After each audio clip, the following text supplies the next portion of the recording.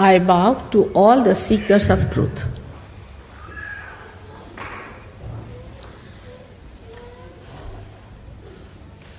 When we are seeking the truth, we have to know, we have to be honest about it. Because it is benevolent for us, not for others. We are seeking the truth for ourselves, not for others. Another thing we have to remember, very humbly, that truth is what it is. We cannot change it, we cannot organize it, we cannot maneuver it. It is what has been and will be. And what is the truth? The truth is that you are the spirit. You are not this body. You are not this mind. You are not this ego. And you are not this conditioning. You are the spirit. But so far, you have been a human being. But to be a human being itself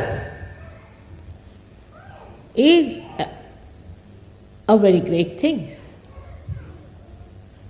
Is the greatest thing to be a human being.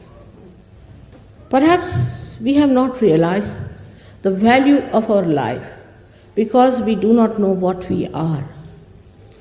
The way we waste our time, waste our energies, waste our attention on things which are senseless, because we still have to understand the greatness of our being. Human beings are made with such care, so beautifully, such delicate working of the divine, from amoeba to this stage, passing through various stages. Such a beautiful thing has been created as a human being. But first we must have this attention to ourselves that there must be something. It cannot be a purposeless doing. It cannot be something just a chance. It's a wrong idea to play with. If the gravitational force of the earth or any one of the galaxies changes, there will be disaster, absolute disaster. So many things in the cosmos if you study. The coefficients that works out the different balancing and the different weights and the movements of the different bodies show us that there must be some purpose. And they do not trouble us. It's all as if made for the stage for human beings, that the human beings have to come on the stage and all the preparation is made for the great drama. I think it's high time that great scientists should look at it and start wondering why is it the way it is made, why we are so much looked after.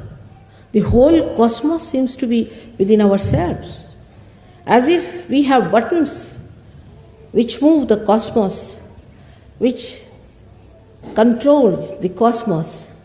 Everything is going on so smoothly otherwise, except when we do not try to understand ourselves. It has been said practically in all the scriptures that you have to seek yourself. You have to find yourself. Though I think many of the scriptures have been a little bit changed and have been used for certain purposes, still they could not get over this point that you have to become the self.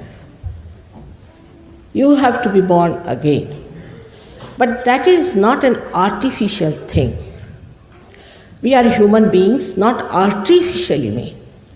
We are made really by some sort of a living force from amoeba. We are not just made with some sort of a thinking or a mental projection. It is not a mental projection by which we have been human beings. It is something spontaneously happening, a living force within us which has brought us to this stage, with a purpose, with a meaning. And now, at this stage, we are free to do what we like. Many people ask me, what was the need to give this freedom to human beings? It was very necessary. If you have to have the ultimate freedom, you must know how to deal with it. You have to understand. Of course, human beings have to make mistakes. To err is human. And we have to understand that this trial and error business has made us understand. Also, those who have not understood must understand that there must be a wiser, a surer way to achieve that goal of self-realization, of self-knowledge. Self-knowledge we do not have, we must admit very humbly. We have had no system by which we could know ourselves. But think of a computer that is a human being is. As soon as you see me, you know I am there. You don't have to go for programming. You don't have to consult anything. You don't have to use any kind of computer or some sort of a complicated machinery. Automatically, spontaneously, in a split of a second, you know that I am standing before you and talking to you. Such a computer we cannot create. But the Divine has created such a great computer, and that is the human being. And this human being is the only one who is going to achieve that higher state which we call as the spiritual state of the self. Because in the science they deal with the tree, I should say the outside, but they cannot go into the roots. To go into the roots, you have to become a subtler being. Unless and until you become a subtler being, you cannot go into your roots to find out what are your roots are. And that is what is self-realization.